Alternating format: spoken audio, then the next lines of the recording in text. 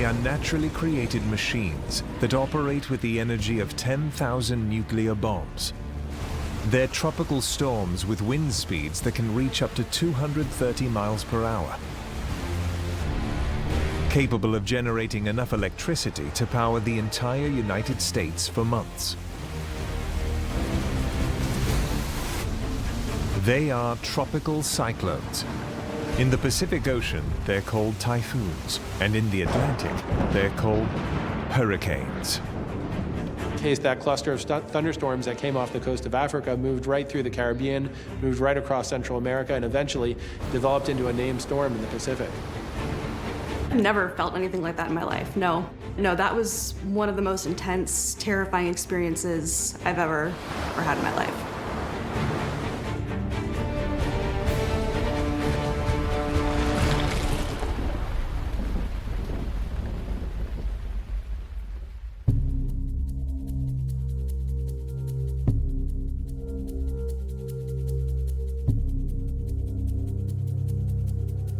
It's like a giant engine that begins sucking heat from tropical waters to fuel itself. With winds that can reach up to 300 kilometers per hour, a hurricane is a wonder of nature. Highly destructive, complicated in design, and difficult to predict.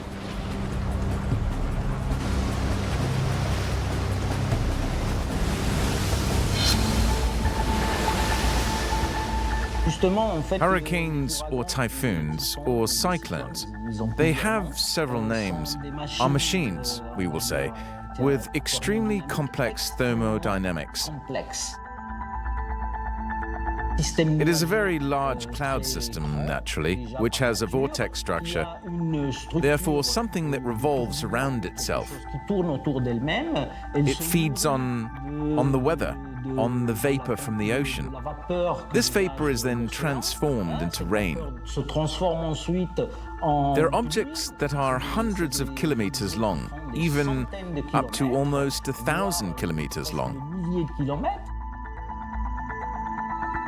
The tropical cycle is really the result, in jargon, of an ocean-atmosphere coupling. There really is a transfer of energy in the form of heat and humidity between the ocean and the atmosphere. And that's what makes a cyclone live.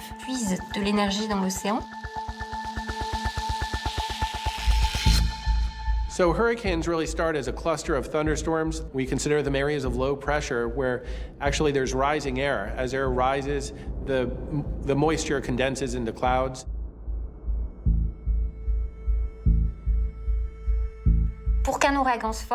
There will be the formation of a depression at the place where the air began to rise. L'air qui se trouve juste au-dessus de l'océan chaud, il va se charger en chaleur et en humidité au contact de l'océan. And this will create a suction of the surrounding air, which will then move towards the depression. Par conséquent, il va y avoir formation d'une dépression. It's colossal. That's because there are two types of energy to consider. There is the thermal energy associated with the hurricane, and there is the kinetic energy, which is the energy associated with the wind. When wind speeds reach 119 kilometers per hour, a hurricane is born. In the Atlantic, the official hurricane season begins on the 1st of June and lasts until the end of November. Distinctive hurricane seasons that have everything to do with having an ocean water temperature that's warm enough to support hurricanes. Typically, we need ocean water temperature at least 27 degrees Celsius or 80 degrees Fahrenheit to support these storms. Hurricanes primarily occur in the Caribbean Sea, the Eastern Pacific or Southern Atlantic Oceans, and the Gulf of Mexico. But the genesis of these storms is found on the African continent and the Saharan Desert.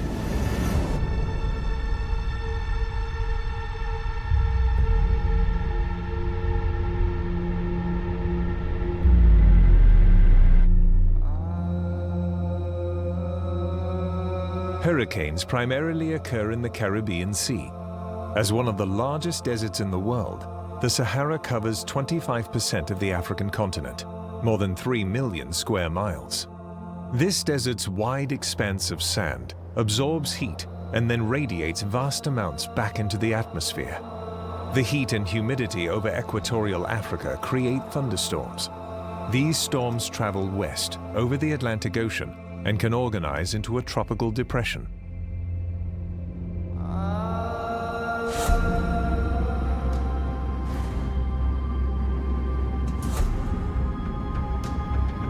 We saw this cluster of thunderstorms pushing off the coast of Africa. This is a tropical wave. Some people get confused when they hear wave, they're thinking the kind of wave that surfers ride in the ocean, but atmospheric waves often are just areas of disturbed weather that track through the tropics. On August 28, 2014, a tropical wave off the African coast catches the attention of atmospheric scientists of NOAA, the National Oceanic and Atmospheric Administration of the United States. The storm is steered by the trade winds, the prevailing winds that flow permanently from east to west across the Earth's equatorial region. That cluster of thunderstorms that came off the coast of Africa across the tropical Atlantic moved right through the Caribbean. Los Angeles resident Jennifer Lowry has been waiting to go on a planned vacation to Cabo San Lucas, a resort city at the southern tip of Mexico's Baja California peninsula. With over 200,000 residents, Cabo is known for its beaches, outdoor restaurants, and bars. And it was just traveling down for the weekend with two of my best girlfriends. Just a quick weekend getaway, very casual.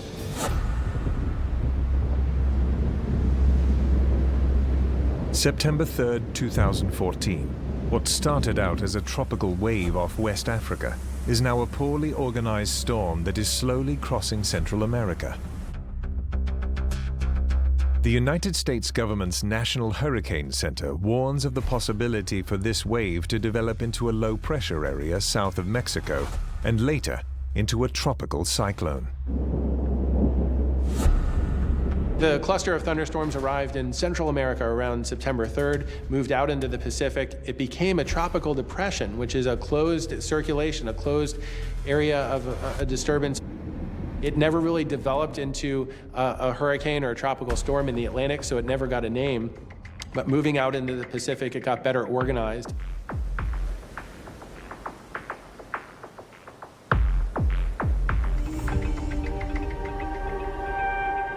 Yeah, so that day it was a lot of hanging out by the pool and walking down to the beach, just, again, only overhearing a couple minor conversations, but nothing, no announcements from the hotel, nothing, even on the weather radar, that would indicate a threat in terms of a hurricane headed our way.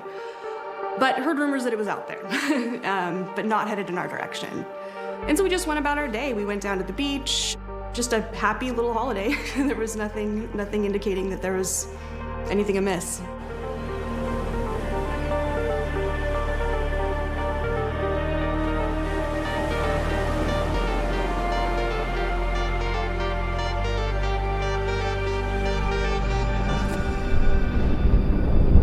The large system of thunderstorms slowly progresses westward and gradually organizes over the next few days. An increase in thunderstorms prompts the National Hurricane Center in Miami, Florida, to upgrade the tropical depression to tropical storm status. The winds reached 39 miles an hour, where it became a tropical storm. And they're given a name in the Pacific and the Atlantic.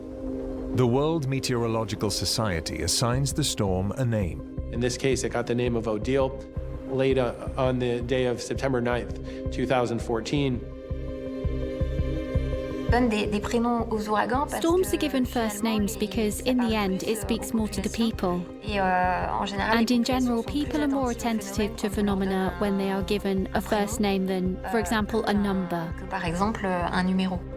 It was the sailors who started to give names to cyclones. The funny thing is that in the beginning they used to give female names to the cyclones they encountered. I don't know if it was because of their unpredictability, devastating nature. I don't know. Now, Odile is starting to get noticed.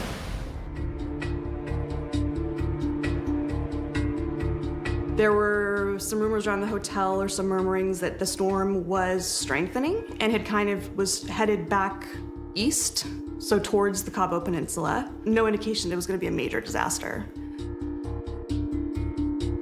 From there, Odile really started to strengthen a little bit as a tropical storm, but something really interesting from September 11th to September 13th, 2014, the forward speed had dropped and it drifted in somewhat of an erratic path. That makes it a little bit harder to forecast the direction and the intensity when storms are drifting like that. The storm had changed course fairly rapidly. Had turned east, but was still not headed directly for the Cabo Peninsula. But around September 13th, the steering became a little more pronounced. We had a mid-level ridge of high pressure to the east, upper-level area of low pressure to the west. And as these systems became more pronounced, it enabled Odile to have better guidance and better upper-level tracking and guidance from above, really. And that enabled the storm to start accelerating. Not only did Odile start accelerating towards the coast of the Baja Peninsula of Mexico, but it actually intensified very rapidly at that time as well. With wind speeds increasing to over 119 kilometers per hour, Tropical Storm Odile is becoming a hurricane, capable of much more devastation. On Saturday, or September 12th, we started hearing about the storm from some of the other people in the pool. Often kind of overheard some conversations from some other travelers saying that, oh, there was a hurricane developing in the Pacific, but it wasn't really a threat at the time. It was headed out west, but it's there, just to kind of keep an eye on. But again, at that time, it was not even on our radar. It was just kind of like, oh, there's a storm, no big deal, we'll be fine. Odile rapidly intensified from a tropical depression to a tropical storm, and then right up to a Category 3 hurricane, which is considered a major hurricane on the Saffir-Simpson hurricane wind scale. So it became a very violent and very dangerous hurricane. The winds increased by 55 knots. That's about 63 miles an hour, or more than 100 kilometers an hour in less than 24 hours. So very rapid intensification. The National Hurricane Center in Miami, Florida, upgrades the storm to hurricane intensity on September 13th. And some of the other guests would say, there's no shot there's ever going to be a big storm here. But Jennifer and her fellow resort guests in Cabo have no idea that their lives are about to change forever.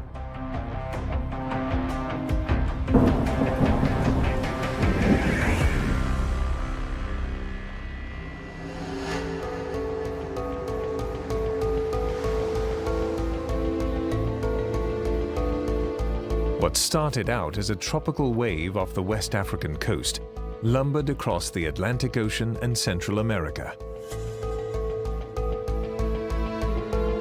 Now in the Pacific Ocean, a large central area of thunderstorms has taken form, surrounding a circulating center. The National Hurricane Center designates the storm as Hurricane Odile. The initial forecast is that Odile will track westward, curving out to sea and avoiding land. In the resorts of Cabo, a minor weather alert is posted. When we first started to hear rumors of it, or just that it was out there, nothing more than a little excitement. Coming from Southern California, there's not a lot of weather, so the thought of a big storm that might potentially let us have an extra day off work and stay in Mexico an extra day seemed exciting, but that's about it. Nothing dangerous, nothing fearful. We walked around the property, took pictures, and again, at that point, it was more of a novelty, like this is really, really exciting and fun. And we didn't, think there was a little bit of concern, but nothing that, we weren't fearful for our lives at that point. And there was no major reason for concern at that point.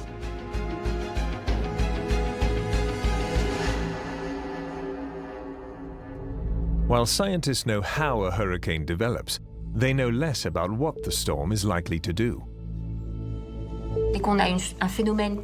As soon as there is a phenomenon that begins to resemble a hurricane, researchers, especially the American researchers, since they're the ones most concerned by these hurricanes, they will begin to run models to try to forecast, to see if the hurricane will develop, and above all, to predict its trajectory. Really, one of the limitations of forecasting sometimes is not having enough data, especially in hurricane forecasting. That helps us predict through computer modeling what it's going to do in the future. For over half a century, information from satellites is used to track the movement of hurricanes. Satellites allow us to measure the surface temperature of the water. They obviously allow us to monitor tropical cyclones. We can see them forming over the ocean, even though they have not yet fully developed. Satellite advances in the last 40 or 50 years have enabled us to sample the weather through satellites, detecting cloud formations, hurricane formations, data. We don't know what's happening over time in the hurricane. Sometimes it's hard to sample these areas. Retrieving data from battering wind speeds of 240 kilometers per hour seems almost impossible. When a hurricane begins to threaten the United States, the Americans send planes specially designed to fly into cyclones. Flying directly into Odile are NOAA's two P-3 Orions and a Gulfstream 4 jet for hurricane observations. These are the hurricane hunters.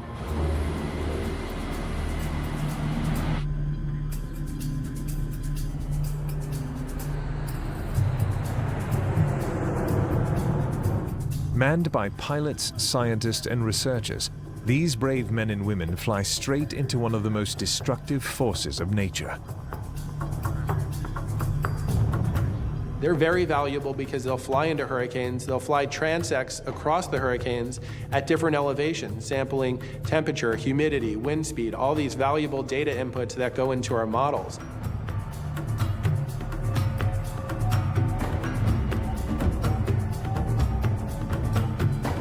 On board is high-tech equipment like radar and fixed probes that measure particles in the air.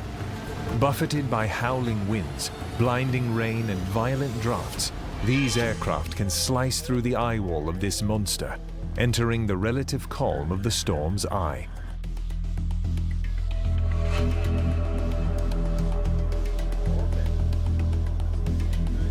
In the center of the storm, you have the eye of the cyclone. On average, its diameter is about 50 kilometers.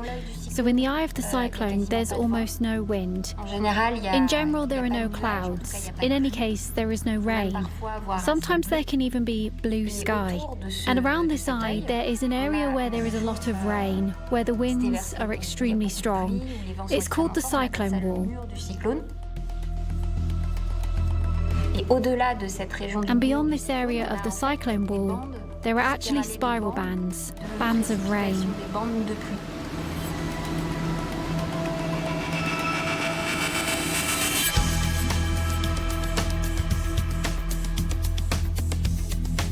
Direct observations of the lower eye wall, where the strongest winds exist, help forecasters understand critical information about the storm's development. How intense the hurricane will be, and where and when it will strike land. But being so close to the ocean is too hazardous even for these aircraft to fly. So the hurricane hunters collect additional data by releasing weather devices into the storm.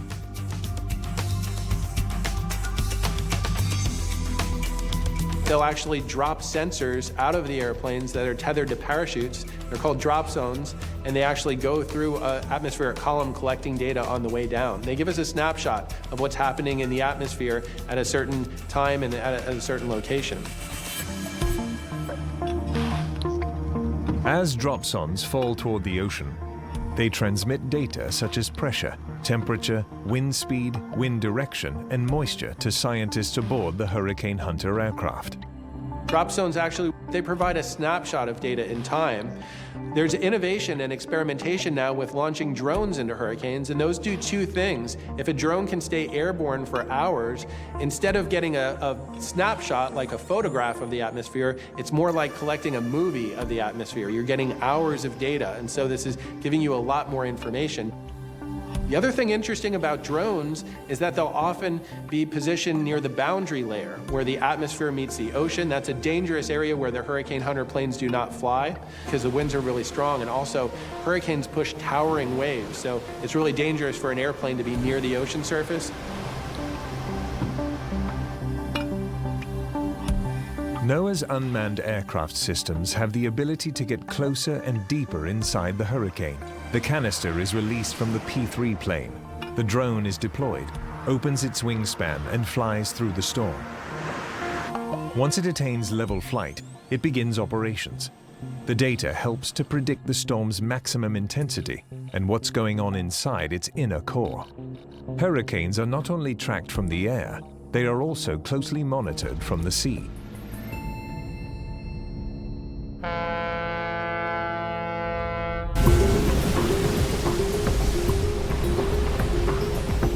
Sea gliders are automated sensors that actually go into the ocean and measure data in the ocean during the time of a hurricane. So they can actually go to depths and record temperature data, salinity data, and get an idea of the oceanic profile. That's important because we know that warm water fuel hurricanes. So if your heat content goes really deep, your warm water goes deep, that actually will give you a lot more fuel over time. Gliders are deployed in early summer and recovered at the end of the hurricane season. They collect data from ocean depths of about 305 meters. At the surface, they transmit data to NOAA's Atlantic Oceanographic and Meteorological Laboratory, which is then made available worldwide on the web. Finally, we have more and more satellite data. We have more and more observations. We have more and more real-time data and more computing power from computers that allow us to make forecasts using numerical models. And this has enabled us to make progress, especially in forecasting the trajectory of tropical cyclones. While projected models show Odile to be moving in a more western direction, the hurricane hunters discover it is, in fact, now moving further north.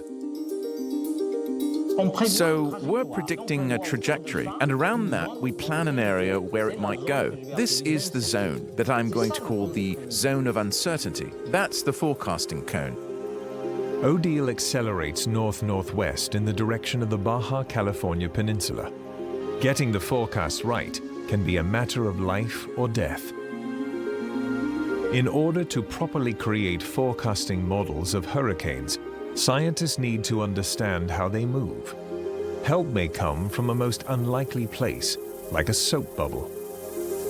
A group of physicists at the University of Bordeaux discovered that when they heated hand-sized soap bubbles, vortices of color swirled into action. Are you going to make hurricanes? Yes, you could say that. They're not exactly hurricanes, but they're hurricane-like objects, and sometimes they behave in a similar way. When it heats up, you can see that the liquid starts to stir in all directions.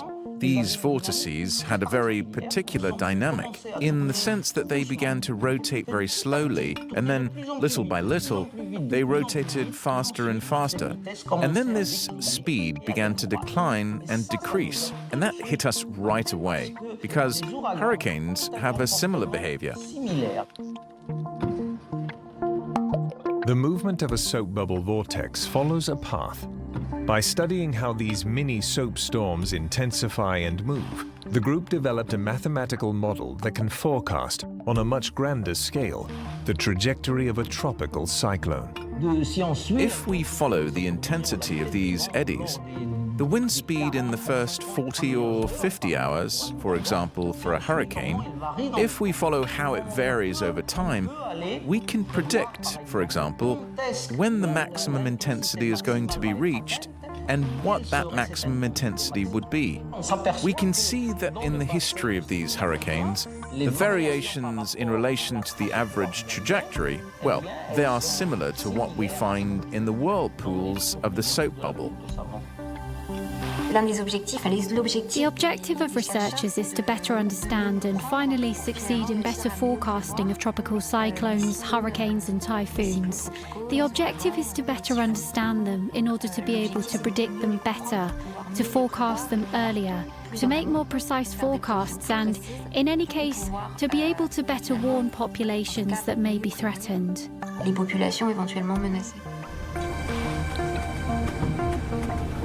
When Odile makes an unexpected sharp turn north, it puts the resort city of Cabo San Lucas directly in its path. It grows into a Category 4 hurricane. Really originally was forecast to be more out towards sea, and Odile actually stayed to the east of what was originally forecast. It became a very violent and very dangerous hurricane, tracking right towards the Baja Peninsula of Mexico and right towards Cabo San Lucas, a very populated and popular tourist area. At that point, it was still a little fun and excitement. Really silly. Clearly not taking it, as seriously as we should. But then again, everyone else at the same time was saying that it wasn't going to be a big deal. This was fun. We would have some cocktails. We'd be stuck a day. We'd ride the storm out in our hotel. We had food. We'd watch movies. Great. No big deal.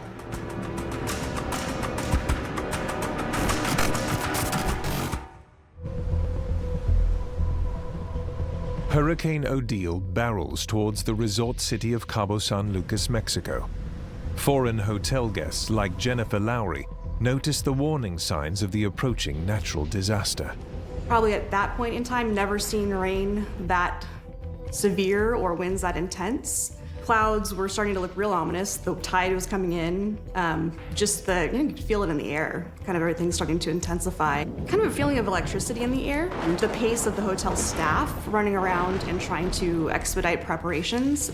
They were taking precautions of boarding up the windows, battening down the hatches. Memos going out regularly to all the guests, kind of keeping us in the loop the entire time. The airlines were already talking about the potential for canceling them. So we were just kind of thinking, okay, what are we going to do? We better notify our families and our bosses and whatnot that this is a possibility that we might get stuck for a day or two. That's when it was kind of a brief hint of panic that, okay, this might be serious. Odile started out as a hurricane, which was relatively gentle. The increase in winds was relatively slow at the beginning. And then, at a certain point, it started a very strong acceleration of the speeds. The speeds started to increase very strongly. A hurricane will exist through the entire first layer of the atmosphere called the troposphere. The strongest winds in the hurricane will be near the ground. In order to measure and quantify the intensity of a cyclone, we can talk about its winds, the speed of its winds.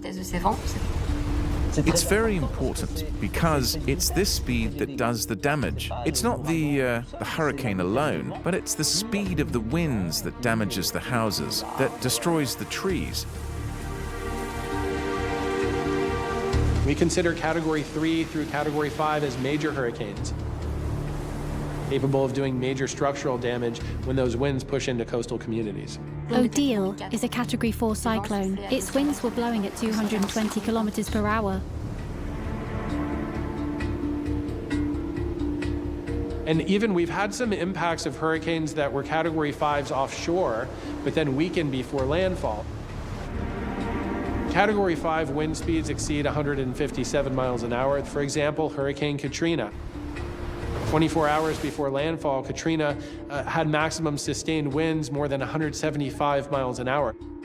But the winds don't tell the entire story about the damage hurricanes can cause.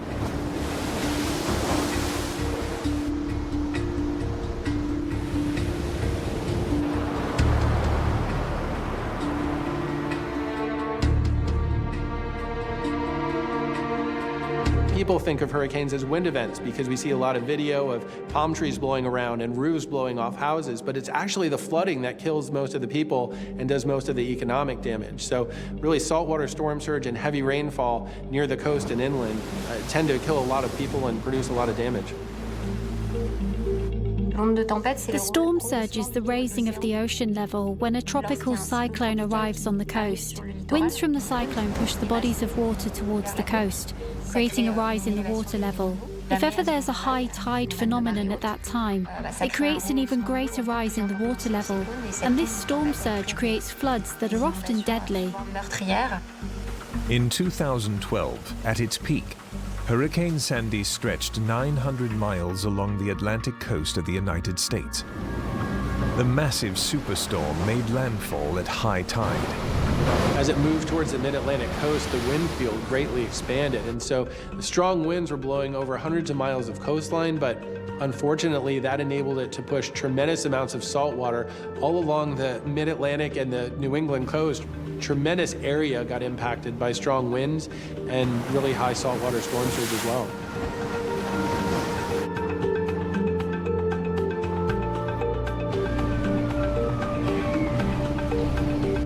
The resulting storm surge was catastrophic.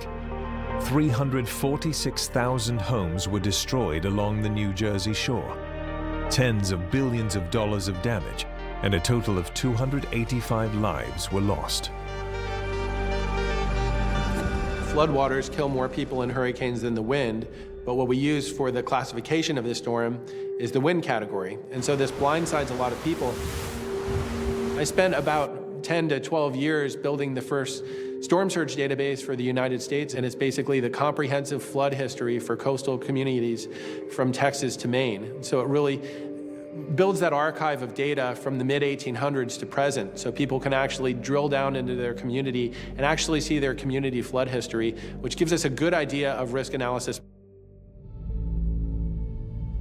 Oftentimes I find people say, hey, I've lived in this place for 20 or 30 years, my property never floods. But we look back deeper into the history and we say, well, 40, 50, 100 years ago, there was a storm here that put at least, a meter or several feet of water over your property. But there are other identifiers when it comes to coastal flooding. The evidence is not hard to find once you know where to look. When we think of coastal flooding, sometimes we think of salt water slowly coming up. During a storm surge, the water's pushing in incredibly rapidly and it's filled with debris. And it can actually rub tree bark off of trees, and this is a sign where we can come back here and see how high the water level got. Really, an important thing is for people to be able to assess their risk. We need both models and data for this. So the reason we need models is that hurricanes are rare events and every hurricane is different. So we need a model to get an idea of flood potential, because the next hurricane is probably going to look a little bit different than all the historical ones. So we need to get an idea of what can happen in the future. That said, we need to look back into the data to get an idea of what's happened over time, because we can see high water marks that happened decades ago, or even in some areas more than a century ago. That can provide guidance to validate the models and to give us an idea where we're over-predicting or under-predicting flood risk. Although hurricanes from a century ago were fueled by unusually warm temperatures from the Atlantic Ocean, today the Atlantic is surpassing even those temperatures and getting warmer. Are severe hurricanes destined to strike more often? The risk may be greater than we know. 2020 hurricane season broke all records for the number of named storms in the tropical North Atlantic. This had everything to do with just prime development conditions. We're seeing warmer waters in many areas. This can actually increase the number of hurricanes because we're increasing that threshold of required water temperature to support hurricanes.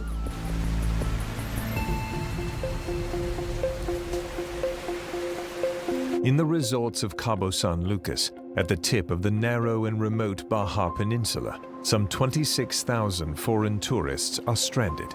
There is no place to run. At that point, they were grounding flights or planes on the tarmac at the airport and making them turn right back around. So all flights were grounded at that point. Around maybe 2 or 3 in the afternoon, the tide started to really kick up. The waves were crashing onto the beaches, taking out some of the little beach cabana huts, and the winds were kicking into super high gear. And the rain started to get really intense. The hotel workers were running around trying to make preparations, trying to rapidly sweep water from the courtyard because it was starting to flood. You're more than welcome to ride out the storm in your room, but if you feel safer, please come to the hotel ballroom. It's in the center of the hotel, and we have shelter for you. In the early morning hours of September 15th, Odile reaches the shores of the Baja Peninsula. Odile intensified from a tropical depression to a tropical storm, making landfall near Cabo San Lucas as a Category 3 hurricane with wind speeds of around 110 knots, or around 200 kilometers an hour, about 127 miles an hour. Jennifer and her friends decide to ride out the storm in their room.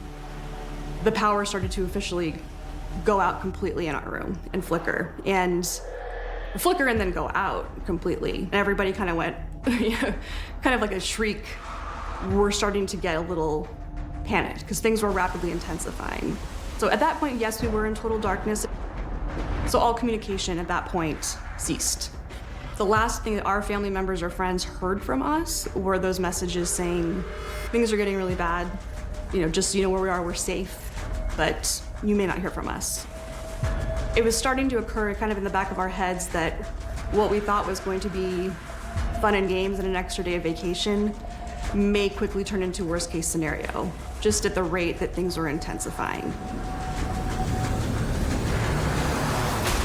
The windows in the hotel room started to shake. You could start to feel your joints almost expand with the change in the pressure. The toilets and the plumbing were starting to suck water back out. So there was water coming out of the toilets and there was debris starting to come out, and everything was just, it felt like a suction. And the windows were shaking more and more. We were definitely scared, thinking, okay, now what do we do? The storm sounded like a freight train hitting the hotel. There are very, very eerie noises coming from the windows and the stairwells. There's this one sound from the stairwell that I will never, ever be able to get out of my head for as long as I live. It's the creepiest sound I've ever heard.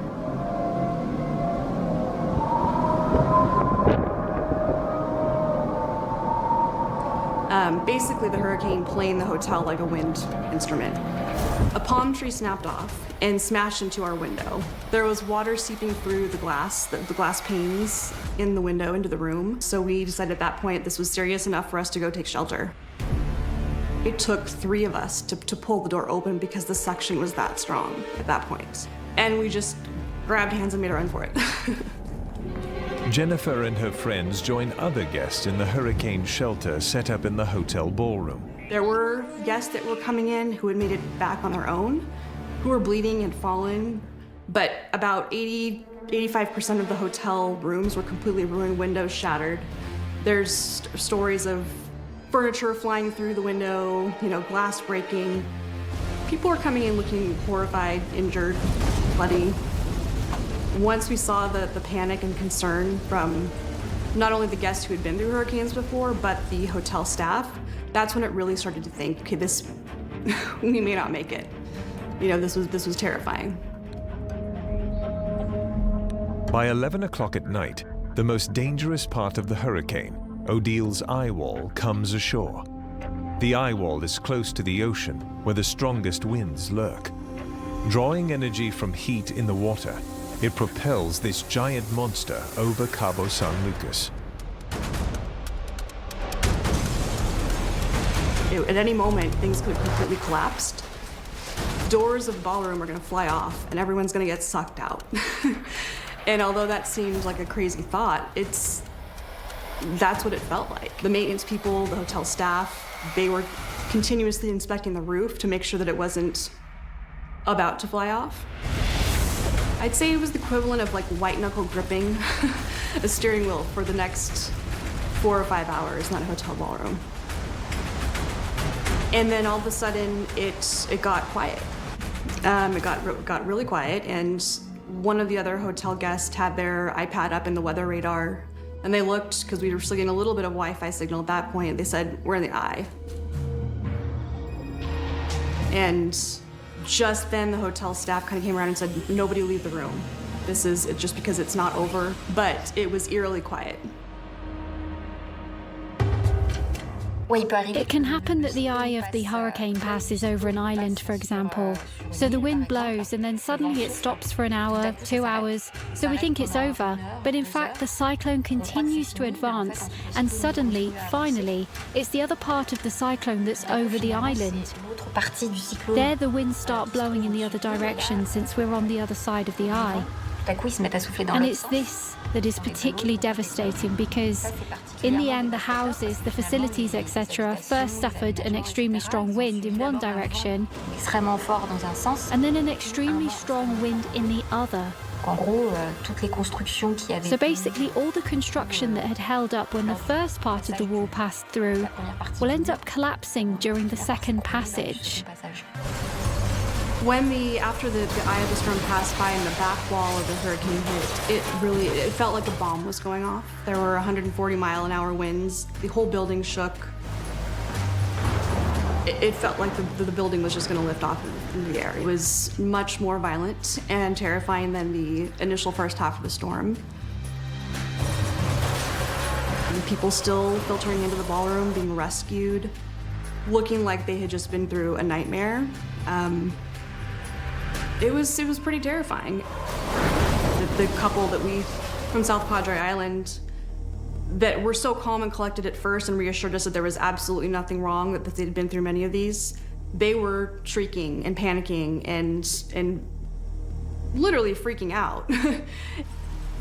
The look on their face, the look of horror on their face was kind of all we needed to think, okay, this is real. Because they said, no, they've never experienced anything like this at this point. But everybody was collectively terrified. And we just sat frozen in the hotel against the wall. We had no idea what to expect. Everything was intensifying. There was do we fear for our lives? What's gonna happen? Are we gonna make it through the night? Nobody knew. It was just kind of, I'd say, organized chaos at that point. I've never felt anything like that in my life, no. In the early morning hours of September 16th, after spending the night inside the hotel ballroom, resort guests awakened to an eerie silence outside. Hurricane Odile is gone. But around 6 a.m., the hotel staff started to go out and assess the damage done. And then about 8 a.m., they let us step outside. And it was, I don't think anything could have prepared us for what we saw. It was like landing on a different planet entirely. The hotel was completely destroyed. And the strength of a storm could do that much damage was, there's no words to describe it really. I think that was at that point where I was just in awe of what had happened and the power of those types of storms. There was furniture in the hotel fountain, cars flipped over. It was unreal. I've never seen anything like it at that point. Our room was one of the ones that was not entirely destroyed, and we were allowed to go back there if we wanted to. However, just because it wasn't destroyed doesn't mean it was livable. There were still 3 inches of water on the ground. There was sewage and debris that had been sucked up through the toilet that was stuck to the walls. We really didn't notice until the day after the storm how bad the situation was. That was when we heard that the airport had been completely destroyed and that the marina was completely destroyed. Yeah, the roads were washed out and there were no cars to drive, amongst other things. But the more severe rumor was that we wouldn't be getting out of here for at least a month before they would be able to get the airport in shape to get people out of there. But the thought of being there a month, we didn't know, the thought of, okay, what are we gonna do for food, for water? What are our families gonna think we're dead?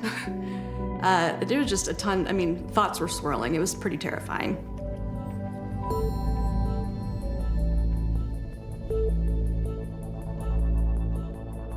But while Odile has moved on, the storm is not over. Alors ce cyclone, il va se déplacer.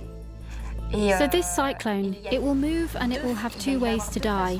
The first way is that if it ever reaches land, Si jamais il atteint une terre, if it ever reaches land, it will no longer be above the energy source that sustains it. qui le fait vivre. Du coup, il va commencer à diminuer en intensité. As a result, it will begin to diminish in intensity. And a second effect is if it ever encounters regions of the atmosphere where there is strong vertical wind shear. Let's say that the cyclone must be seen as a tube, and the top of the cyclone must not be separated from the bottom, otherwise it weakens it, it kills it. And if ever a cyclone encounters areas where it's suddenly sheared off, there, it'll also make it less intense. Odile weakens after passing over the Baja Peninsula. It crosses the Gulf of California with rains that reach into Arizona and New Mexico, where it ends as a tropical storm. In total, Odile led to the deaths of 18 people and over $1 billion in damage during its 9-day existence. But what made this storm unique is that it rapidly intensified and changed course, taking everyone by surprise. Odile was moving a little bit erratically. It was hard to forecast the track. There were a lot of question marks with the storms. The models, originally were suggesting that the storm stays out to sea. When a hurricane forms in the west of the United States, it moves towards the west. So it goes to the ocean, it goes to Hawaii, it rarely comes back to the United States and Mexico. So Hurricane Odile is quite a rare event. Odile was quite rare. It was only the third major hurricane, Category 3 or above, to strike the Baja Peninsula of Mexico. Pretty rare in that part of the world. We don't see a lot of major hurricane impacts. In Cabo San Lucas, food and water is rationed. The Mexican military performs food drops for the local residents. Resort guests worry their friends and families back home will fear the worst if they don't hear from them. So the first thing on our minds was, let's get in touch with our family, try and rebook our flights. We'll be out of here tomorrow, maybe, hopefully. The Wi-Fi completely went out. After being stranded for 4 days on the resort, the wait for these vacationers is over. They are finally going home. There was word that some of the commercial airlines had started doing rescue missions, like Good Samaritan rescue missions. All we knew was we were going to go to the airport, wait on the tarmac, and get on a plane and go. No, because there was really no airport building, it was a tarmac. They had cleared up enough of the tarmac of the airport to just allow planes to take off. Once we taxied down the runway and we had, wheels up, everyone just started cheering. Everyone was cheering, crying. Great, we're going back home to our, first world lives, and these people are completely, everything's destroyed. They have nothing.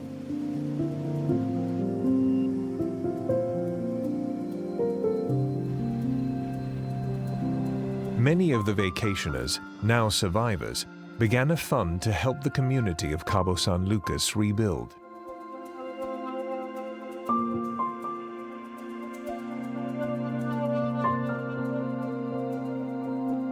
The unpredictable nature of Hurricane Odile proves that scientists still need to know more about these storms. Hurricanes, cyclones, it's a subject that speaks to everyone. We've all seen satellite images of cyclones, we've all heard about them in the media, but it's not something that is completely understood by researchers.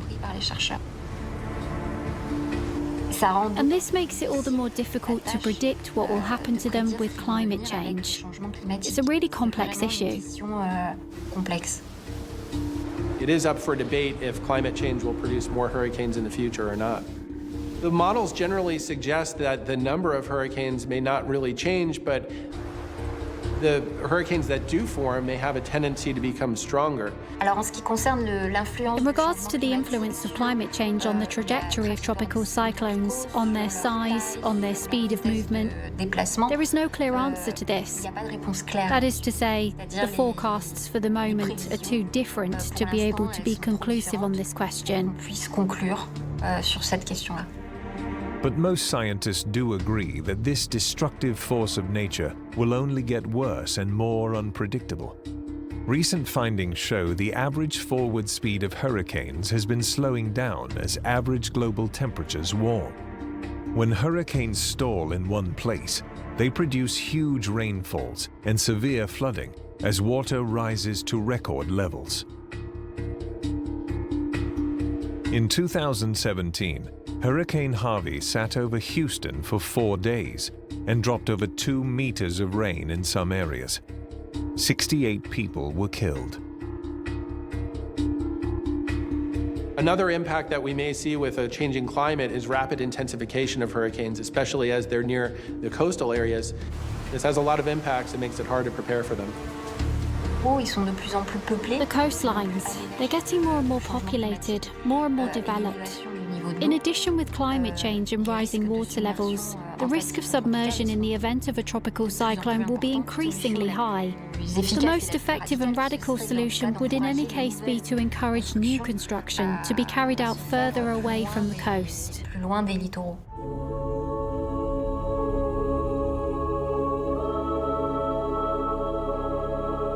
On September 8, 1900, a 16-foot, about a 5-meter wall of water pushed across Galveston Island, killing 6,000 to 8,000 people when a Category 4 hurricane made landfall.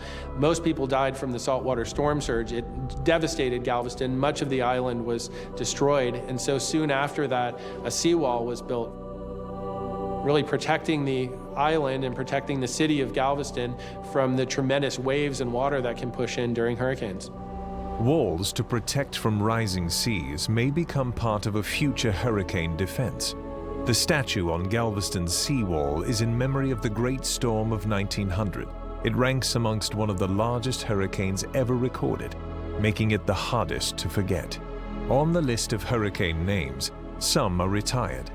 There will never be another Sandy, Katrina, or Odile. Hurricanes or tropical cyclones that have caused too much damage are removed from the list. So we will never have Hurricane Katrina again, never again have Hurricane Matthew. These are names that have been removed from the list because they have too many bad memories. And for some, those memories can last a lifetime. There was genuine PTSD that lingered when we got home from the storm, from the hurricane. Any little noise you hear, or if you hear someone passing by your window, complete jumping, because you're constantly on guard. And it took the three of us a very long time to get back into that normal life. An experience like that stays with you forever. Well, first of all, opened my eyes to what the power of nature and what a destructive force it can be, and the strength of a storm like that. That was one of the most intense, terrifying experiences I've ever had in my life.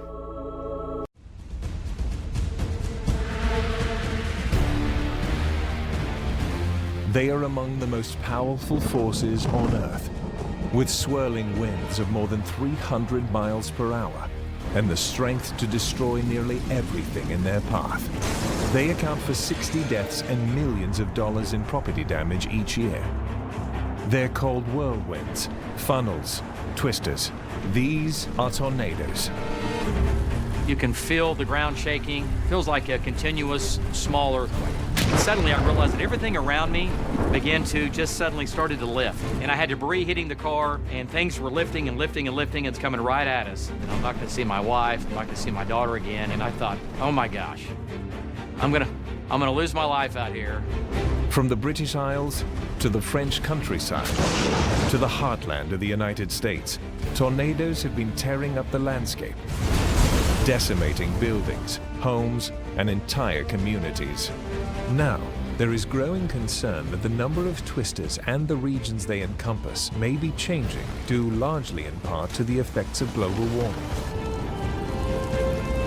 Fortunately, advances in science and technology are also on the rise, giving government agencies and broadcasters increasingly more time to warn the public of impending disaster.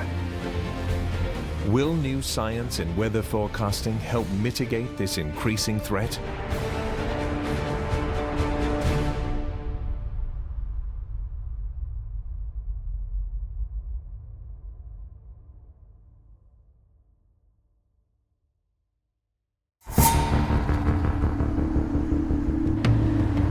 They can occur wherever cold, dry air hits moist, warm air high in the atmosphere.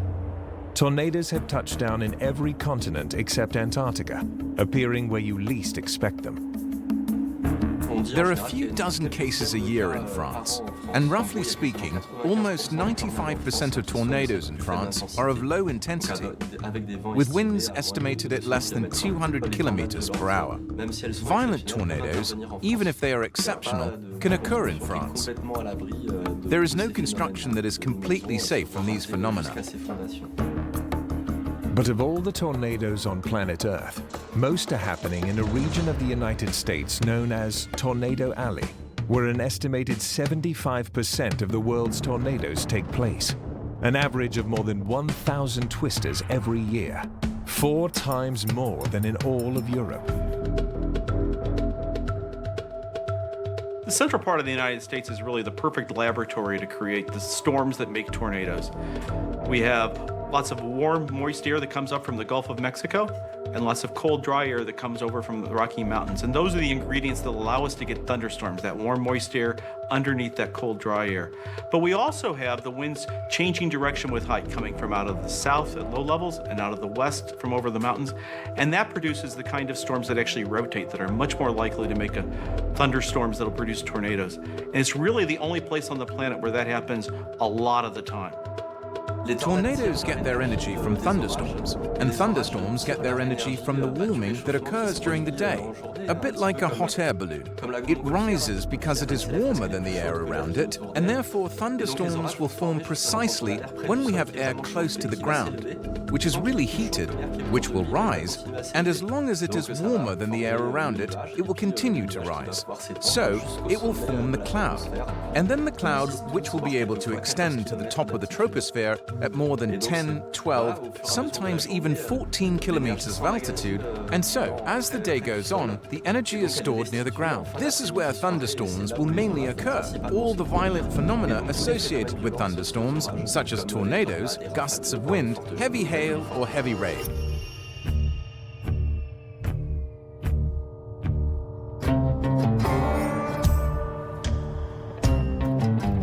Central Oklahoma is a fertile breeding ground that produces more tornadoes per square mile than anywhere else on Earth.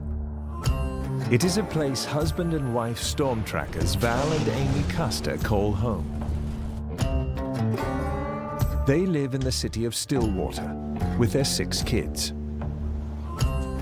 I have to be willing to switch gears from being a mom and a homeschool teacher to a storm tracker in the field. Usually we start our day off looking at computer models, especially when we've been looking ahead for a week or so out and we see trends that might lead us to believe there could be a potential storm chase day coming up. Growing up, I really liked weather. As I got older, that grew, and eventually it led to having a passion to chase storms and having a passion to warn people and try to keep people safe. I really think I got the bug for storm chasing when I was a child growing up in southwest Oklahoma.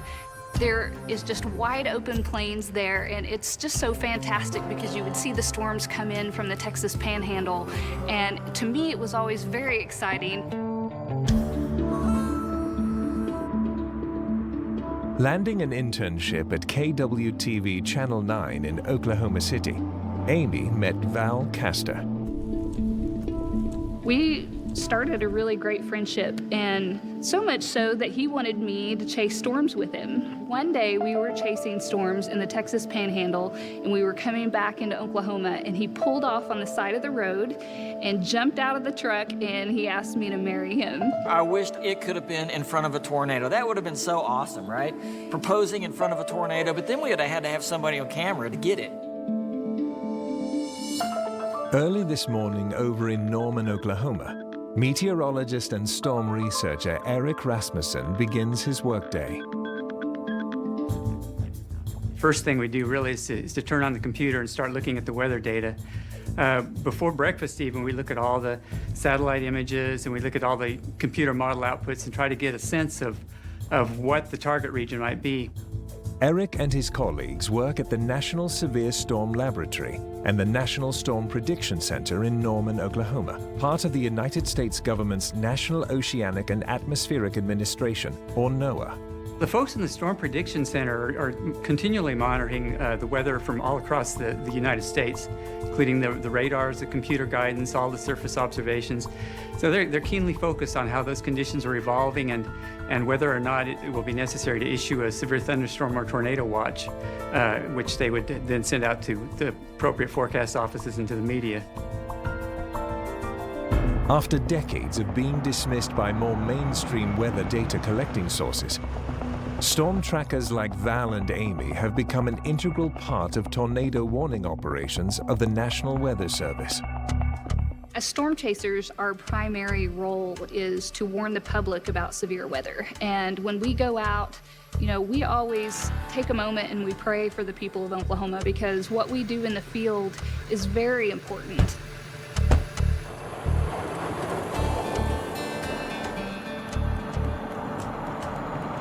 Val and Amy are assisted in their hunt for tornadoes by the high-tech equipment in their mobile truck, including a rooftop camera controlled by a joystick. I have the ability to turn the camera 360 degrees, and why that is so important is because when a storm is back behind the truck and we're having to adjust our road options and go with the flow of the storm, sometimes we're having to drive away from it, sometimes we're driving toward it. We also have a computer that's mounted there with a GPS readout on it. In the truck, we also have Wi-Fi.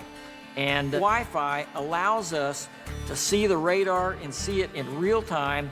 Sometimes, that is a lifesaver as far as we're concerned. We also use a computer where I do a lot of video editing, and that video gets sent back to News 9 to be used on the air. We work closely with David Payne, Chief Meteorologist at News 9, and he will just collaborate with us, and we'll talk about where he wants us placed, where we might need other chasers placed. The goal is to always try to be in the best spot with the strongest storm.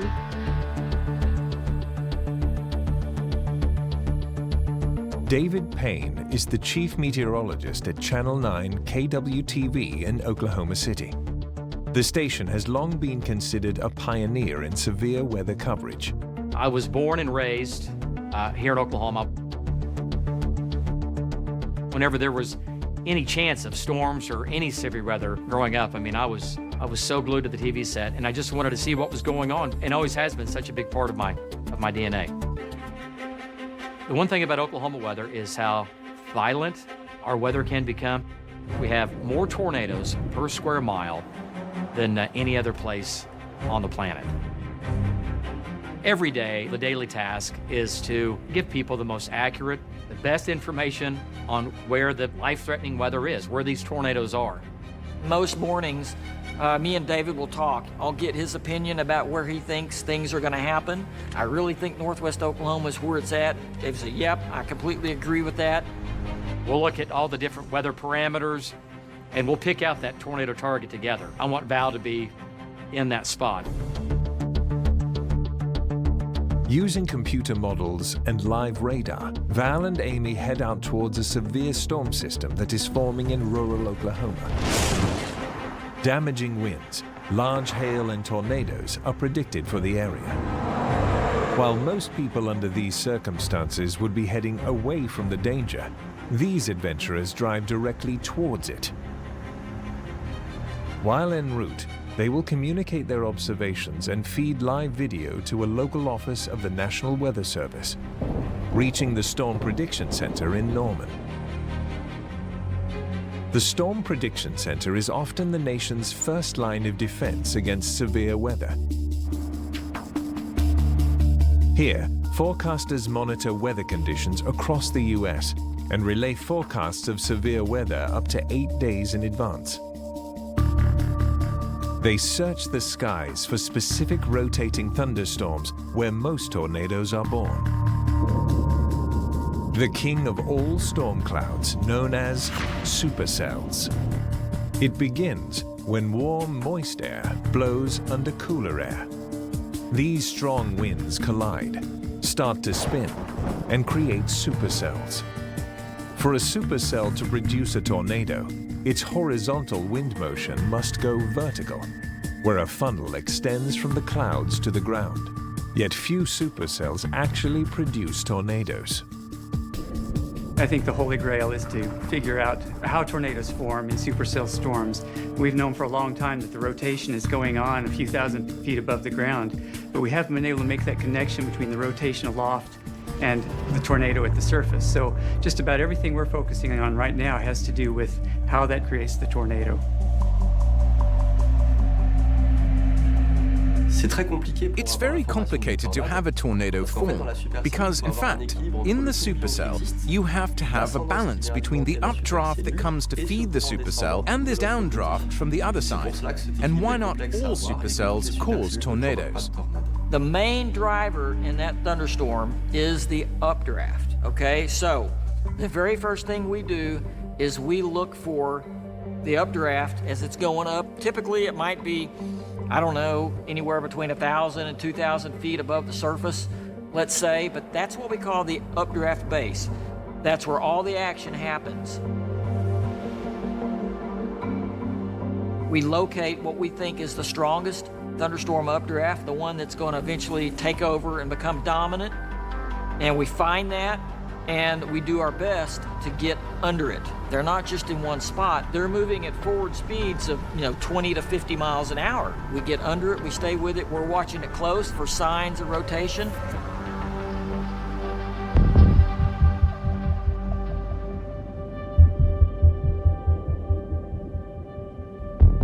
On this particular morning, the forecast calls for the high probability that a series of dangerous twisters will be forming in the region of Oklahoma, where storm trackers Val and Amy are headed.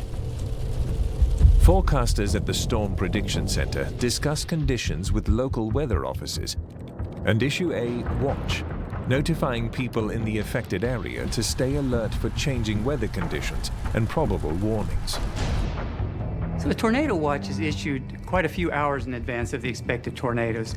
The idea is that there's quite a few people that need to know that there may be tornadoes later that day. You're talking about emergency managers that have to get equipment put into place, like rescue people, hospitals that may need to make preparations for moving patients, and even the weather service offices need to know that the experts think there may be tornadoes so they can pay more attention to the conditions in their local area. As storm trackers Val and Amy Castor advance, the clouds darken, the winds begin to howl, the sky opens up, and baseball-sized hail begins to rain down upon them. Undaunted, the pair pushes forward. When Amy looks around through the truck's rotating camera, she locks onto a sight they've been waiting for. It's a massive, swirling, cone-shaped tornado descending from the heavens and heading towards a small town directly in its path.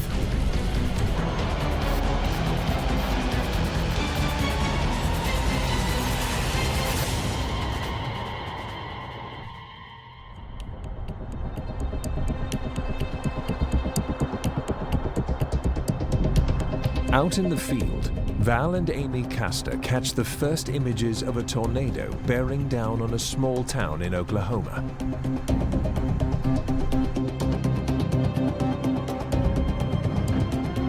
Val immediately contacts meteorologist David Payne back at Channel 9 studios. I'll start yelling, tornado on the ground, tornado on the ground. And they know that they're gonna have to do a cut-in really, really quick. This tornado is a half a mile north of Highway 33. It is moving straight east. It looks like it might be 200 yards wide at the ground. It's moving towards the town of Kingfisher. Using GPS, the storm chasers take off in pursuit.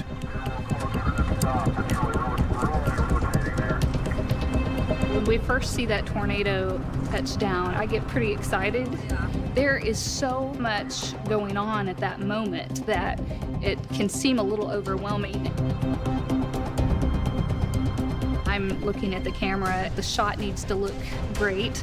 The roads that we're navigating need to be checked out. We need to make sure that there's no bridges out. Sometimes I just have to look away from the camera lens and look at it, just through the windshield and just kind of take it all in, because really the camera just does not do it justice. They send a live feed of the threatening twister to Channel 9 as David Payne is on the air. Look at that debris cloud. Yeah. Man, David, this thing got big and strong fast. This Large. is not a weak tornado, David. No. And there you go.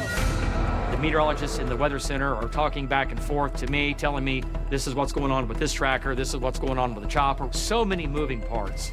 And I've often called it controlled chaos, because you have to stay ahead of what's happening. And my job is to give people at home the quickest and earliest warning that I can. Outside the studio is the station's own unique dual polarization Doppler weather radar. David assesses the information provided by the radar, as well as data from a model-based computer forecasting system known as MAX. Gosh, when I first started back in the day, I mean, you would look at a piece of paper that came out in the morning and the evening, and it would tell you whether it might be possibly a storm or a higher relative humidity. I mean, that was it. And now the modeling is getting to where now we can take radar data, it's instantly ingested into the model, and it will give you where that storm is going to be in the next 5, 10, 15, 20, and 30 minutes. We need the data to be instantaneous. So the radar is always live. There's no delay for us. You're able to give the viewer at home, through the use of your storm trackers, your chopper, and your radar, the exact location of that tornado. We will make that call on. And I know that when I say, hey, this is going to be a News 9 tornado warning. The local branch of the National Weather Service also issues a tornado warning to the community. A twister is imminent.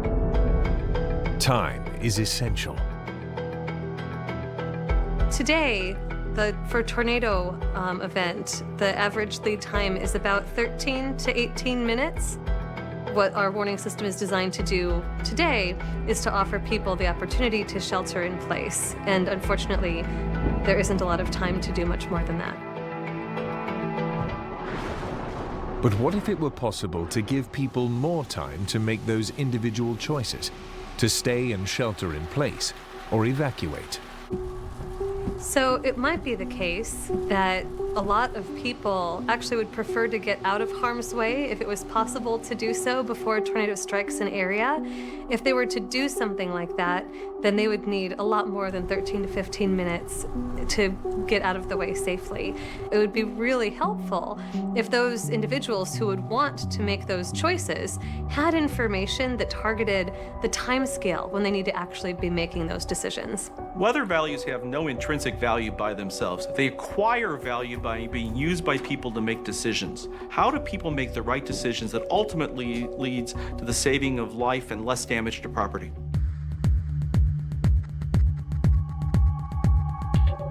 Those are the kinds of questions being addressed at the National Severe Storms Laboratory, the research and development arm of the National Weather Service. When the Weather Service issues a tornado warning for a very large area, everyone within that area gets the same message. It's possible to get a severe thunderstorm or tornado warning while standing under clear skies.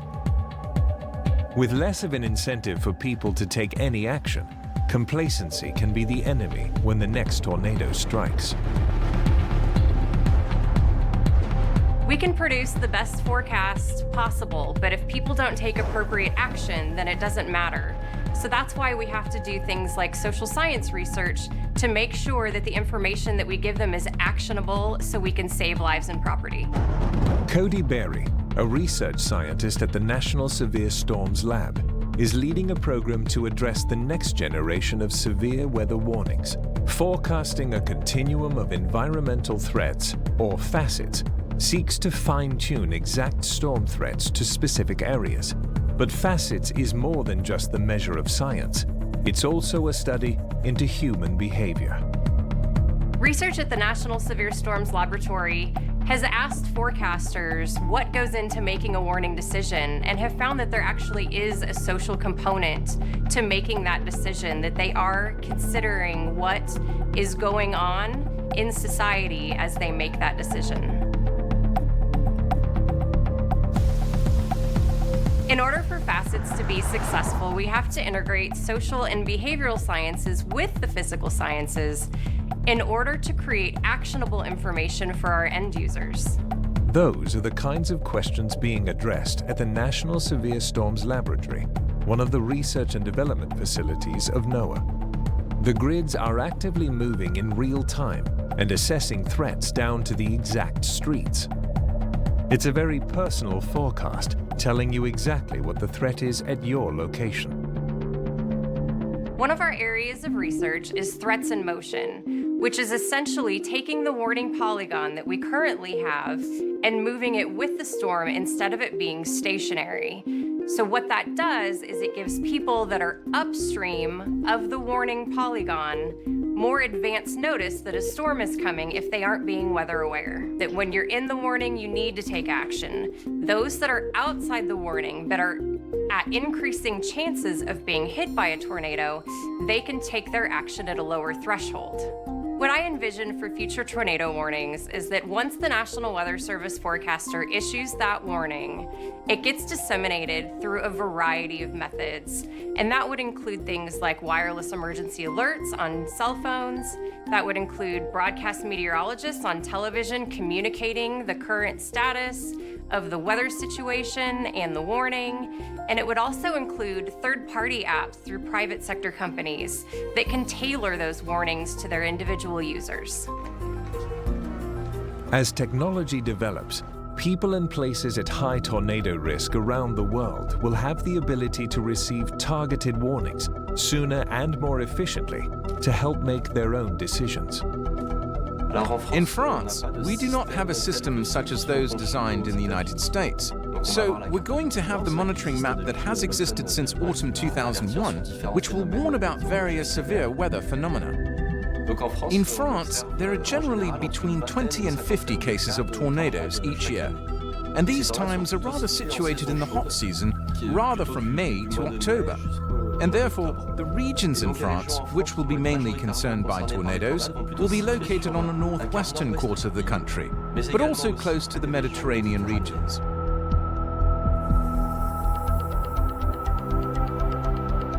On the night of August 3rd, 2008, thunderstorm cells are developing. And very quickly, these storm cells get stronger. They take on a rather peculiar shape and look just like supercells.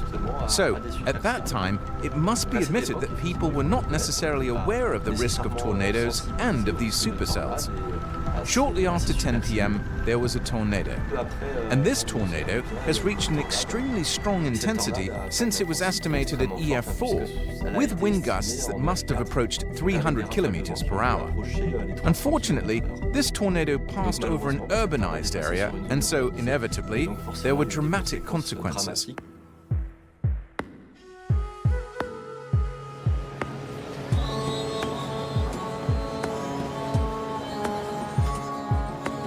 There are other regions in the world where tornadoes can be a significant problem, and they really haven't been studied enough for us to understand, how major the problem is. But for example, places like Bangladesh appear to have some pretty strong and large and violent tornadoes, kind of similar or sometimes maybe even worse than what we tend to see in the central U.S.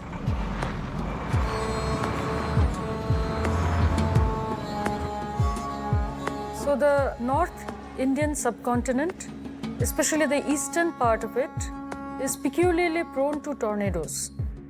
In fact, outside of the United States, this is the region that sees the most severe tornadoes, especially during April to June period. The primary reason is that we have a dry line between the dry westerlies with the moist southeasterlies from the Bay of Bengal.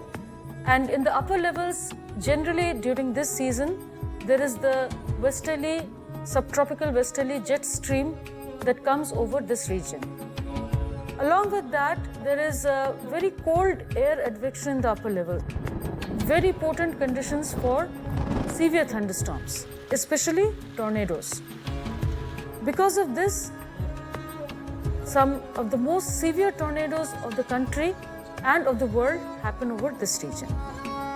Bangladesh, for example, is a place that gets tornadic thunderstorms. They may not get as many storms as we get in the United States, but when they happen, they can be exceptionally violent. In fact, the single deadliest tornado we know of in world history took place in Bangladesh in the late 1980s. On April 26, 1989, the Manikganj district of Bangladesh was struck by an F5 twister, the strongest tornado on the Fujita scale. The most severe tornado recorded in recent years was the tornado of Manikganj in Bangladesh. In that tornado, around 1,300 people died, and more than 150,000 people were displaced. It was the deadliest tornado ever recorded in the world. Several reasons account for the extremely high death toll.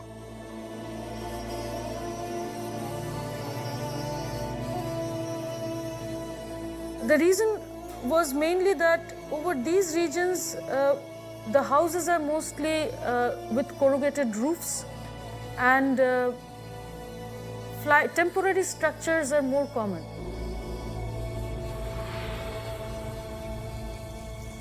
So in case of a tornado, these temporary structures are blown off and they become projectiles.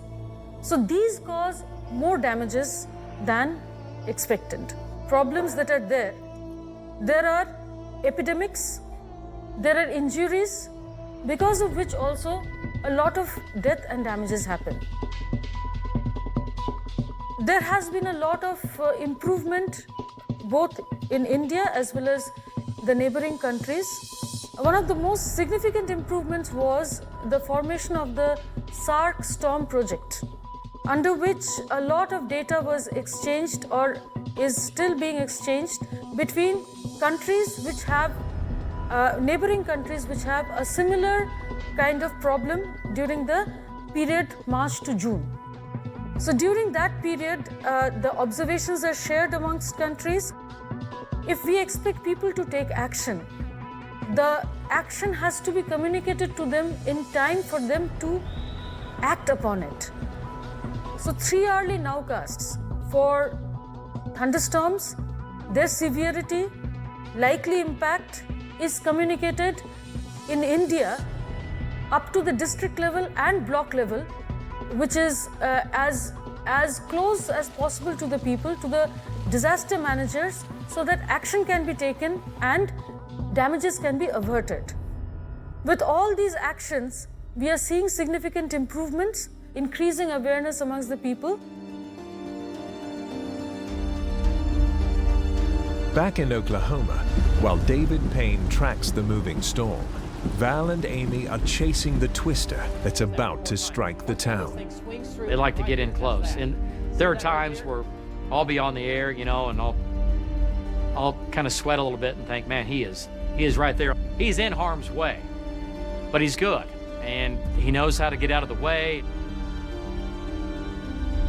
I want to try and get us as close as possible to that tornado and still stay safe, all right?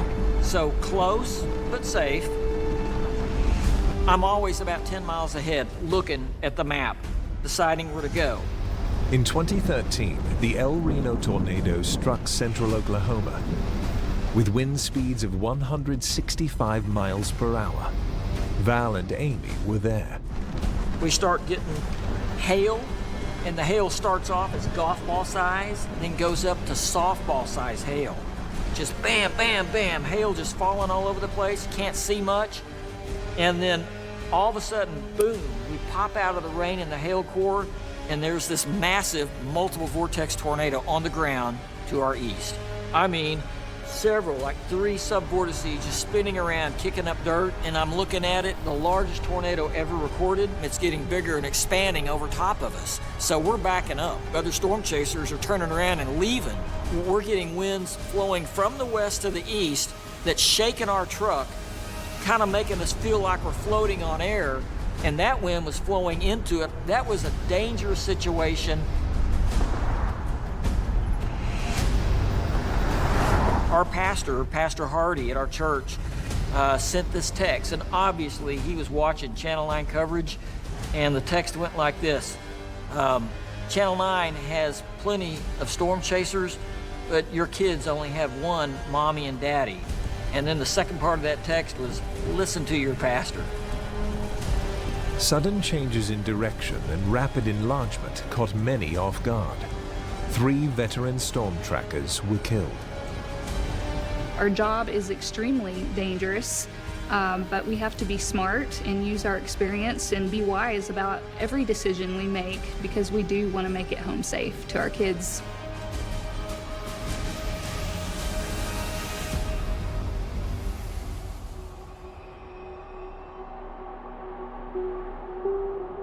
Many Oklahomans are descendants of generations that have grown up under the threat of tornadoes.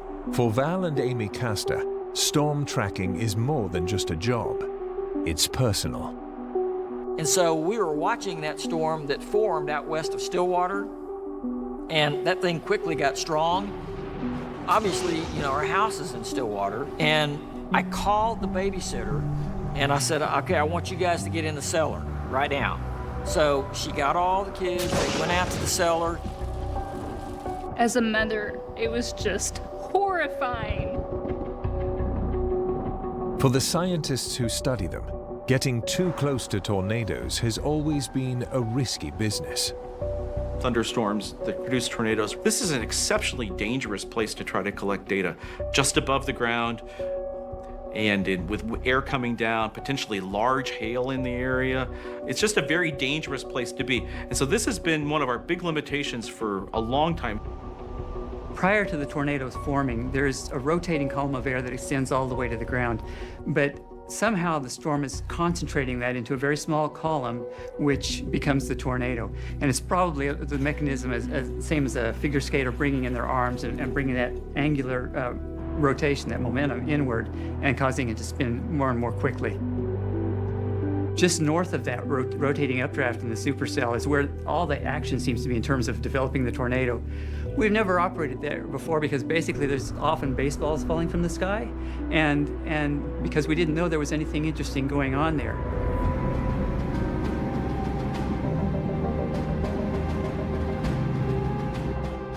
Computer models are only as good as the data that's put into them. So, in the spring of 2019, the National Severe Storms Laboratory and several partners launched TORUS, targeted observations using radar and unmanned aircraft in supercells. Meteorologist Eric Rasmussen, one of the foremost tornado researchers in the country, is the NSSL's principal investigator for the project. So TORUS has taken this approach where we're going to observe the supercell and the area right around where the tornado forms a lot better than we have in the past. If we understand those processes are going on, say, within 1 to 10 miles from the tornado, we can probably infer how they contributed to the development of the tornado itself.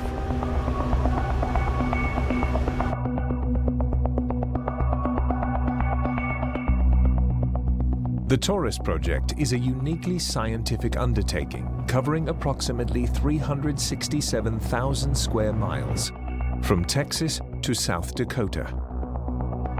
So what we're bringing together in TORUS is some new combinations of instruments. The NOAA Hurricane Hunter aircraft with its airborne Dopplers looking at the storm as they fly back and forth all day long. And another thing we're bringing in here is UAV aircraft that fly back and forth adjacent to the storm's rotation. Mobile mesonettes. These are big hardened vehicles like trucks with weather instruments on top. We can actually put multiple weather balloons in the air at once. And so that gives you kind of a swarm of observations around the low-level circulation and give us a whole bunch of really crucial observations of temperature, pressure, and humidity where we've never had them before. Those are new things that probably are going to give us pretty strong clues as to how the tornado is forming within the supercell. NOAA is contributing its P-3 Hurricane Hunter aircraft to the project. As scientists fly close to the storms, they deploy global positioning systems, or drop windsondes. They scan them with weather radars on board, giving them a detailed look at the structure of the storms and their intensity.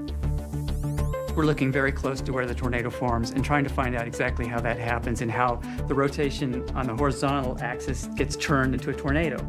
We think it comes from a little pocket of intense rain or hail that forms miles away from that developing tornado and gives rise to this sort of motion. What makes a storm capable of producing those pockets of precipitation? What's the wind shear? How does the wind change with height in the atmosphere? If we can understand how those three steps hook together, now we have much better tornado forecasts out to maybe 30 or 40 minutes.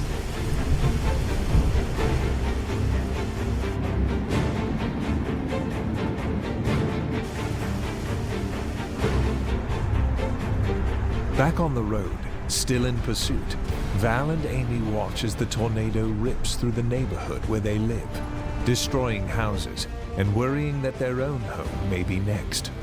And so this tornado may be a little less than 2 miles northwest of our house before it dissipated, and there's our house in the foreground. This tornado is behind our house, and my kids saw it. They took a picture of it.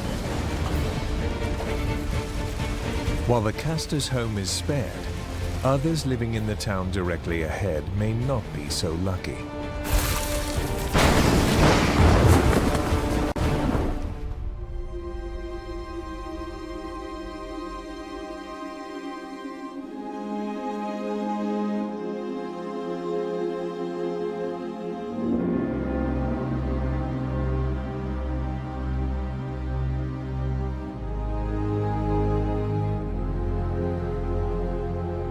The tornado Val and Amy had been chasing has passed completely through the town. They drive into the community to assess the damage. The widespread destruction is everywhere. We had the opportunity to go out into the neighborhoods that were hit the hardest with the F5 force winds and do a damage survey and talk to some of the residents. Just to see the destruction, the aftermath is very difficult for us to watch because, lives are affected in ways that we don't even fathom. And the emotion that I felt was just overwhelming. The twister has cut a swath of destruction that extends for several miles. While the devastation is vast, the human toll from tornadoes can often be higher in more rural than urban communities. The rural communities tend not to have the same kind of communication infrastructure. If you think about how television covers storms and how large networks of people can come together to produce warning systems, that's a lot easier in a big city than it is in a rural community. Rural communities have to rely on, at times, less information to make a good decision to save themselves. And that is particularly true in the rural southeast of the United States. Here in Lee County, Alabama, in 2019, the outcome of an EF4 tornado with 170-mile-per-hour winds killed 23 people. For this F4 tornado is going to be about 70 miles as it went into Georgia. The power companies indicated that approximately 116 homes were directly affected as far as that cannot receive power, and it would be somewhere within that number that were completely destroyed. It's just the emotions.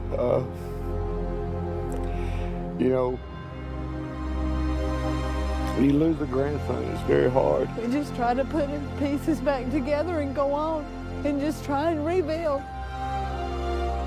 Kim Kluckow-McLean, lead researcher of the Behavioral Insights Unit at the National Severe Storms Lab, wants to understand how these rural areas become so deadly. The primary focus of my work is on the human behavior aspect, where people and severe weather meet. And I try to understand how people understand the threats that could be posed by severe weather, the ways that they are able to respond, the resources they need to respond. Kim travels to ground zero of the tornado's destructive aftermath, where she meets with the survivors, emergency managers, and meteorologists. But her first stop is the local cemetery. There had been these wonderful memorials set up to each individual that had perished in the tornadoes. There had been children who died, and that really struck the community very, very hard. And multiple members of single families that had passed away. For me, it was really important to know something about the people that we'd lost and try to put myself there as I considered what was the forecast and warning process like for them. Were they able to prepare themselves? How might new technologies have made a difference? And in a bigger sense, I was also studying the communication system. So I was interviewing broadcast meteorologists, emergency managers, and weather service forecasters.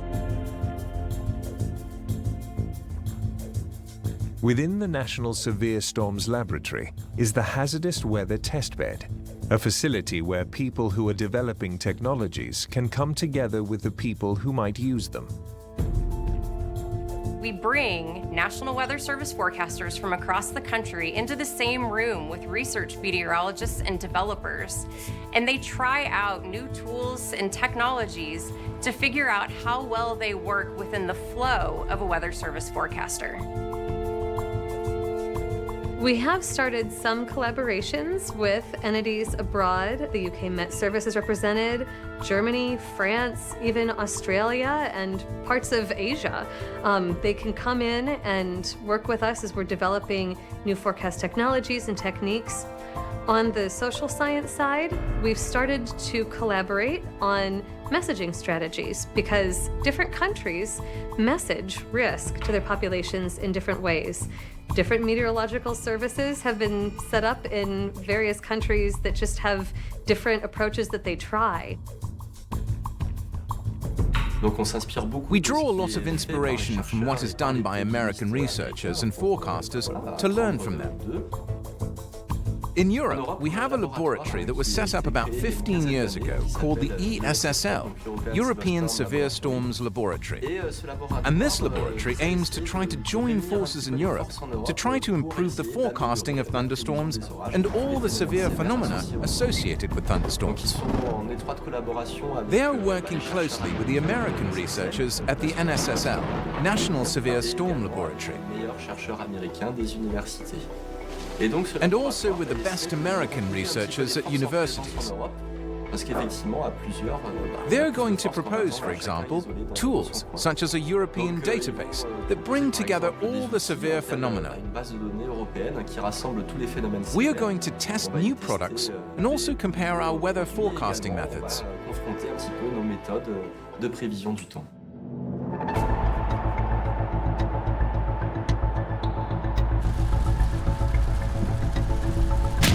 A newly published study suggests the frequency of severe tornado outbreaks has risen since 1954. Could global warming play a role? If we look at the period from early 2011 to early 2012, we set the record for the most tornadoes in a 12-month period, immediately followed by a record for the fewest tornadoes in a 12-month period. We now have fewer days per year that produce at least one F1 tornado or stronger. But we have a lot more days that have a lot of tornadoes, say 30 or more tornadoes. These things have taken place at a time when the global temperature has been increasing. When you look at the current database, which includes all tornado cases, effectively, we see a huge increase in the number of tornadoes over the past 10 to 15 years. It's found in Europe, but it's also found in the United States, and of course, in France. The fact that the climate is getting warmer, we want to say yes, it will warm up closer to the ground, therefore more thunderstorms, and therefore we have more risk of tornadoes. But simply what will happen, probably with climate change, is what we call the jet stream. If the jet stream is shifted slightly further north from its current position, we would indeed have less wind with altitude. We would have less energy to form violent thunderstorms. And if we have less energy to form violent thunderstorms, there is less chance that supercells will develop and therefore tornadoes. In the end, it is difficult to have a consensus on climate change and the increase in the number of tornadoes.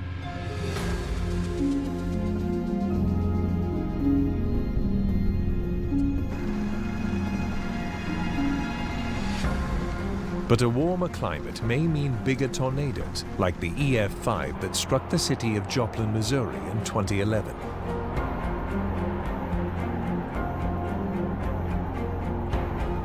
This monster storm reached an extraordinary width of 1.6 kilometers.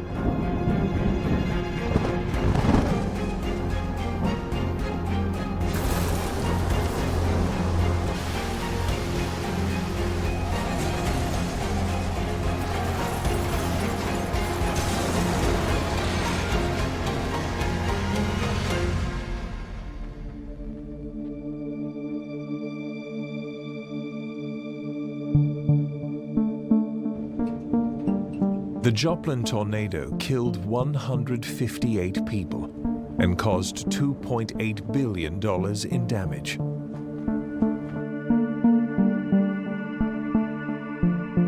Back in Oklahoma, storm trackers Val and Amy Castor stop and walk through the destroyed town. They learn more about who survived this particular disaster and who did not. We were walking down this one block, and I talked to somebody, and the house was gone, okay? There was just a little bit left.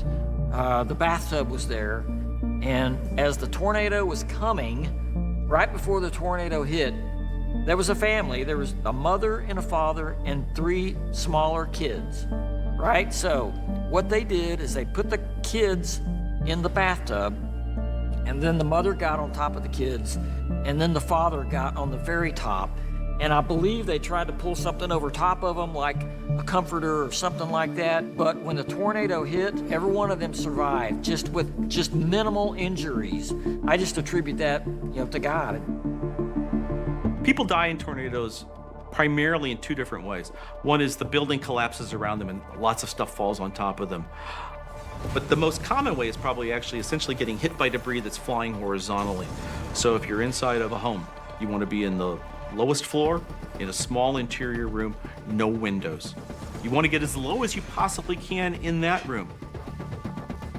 Put on a bicycle helmet. Protect your head from blunt force trauma. If you're in a mobile home, you need to get out of it.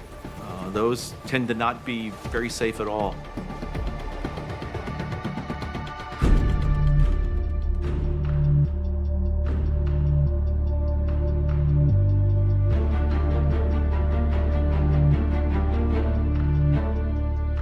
It's time for Val and Amy to begin their journey home and reunite with their children.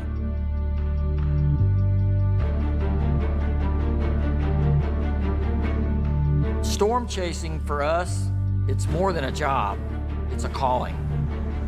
With all the new technology, there's always going to be a need for a storm tracker because you got to have eyes in the field. You got to have ground truth. We're so humbled to be in a position where we can broadcast information to hundreds of thousands of people that watch, and it makes a difference in people's life. We feel like it's a calling from God. If you can give any family a warning that something horrible or potentially could kill them is headed their way, sometimes their homes or their businesses are wiped out, and they listened and they walk out of that. That's what matters. At the end of the day, that's the only thing that matters. Val and Amy Castor leave the site where the destructive tornado blew in from the sky. But they are content in the knowledge that they have contributed to getting the word out about this awesome force of nature and have saved lives.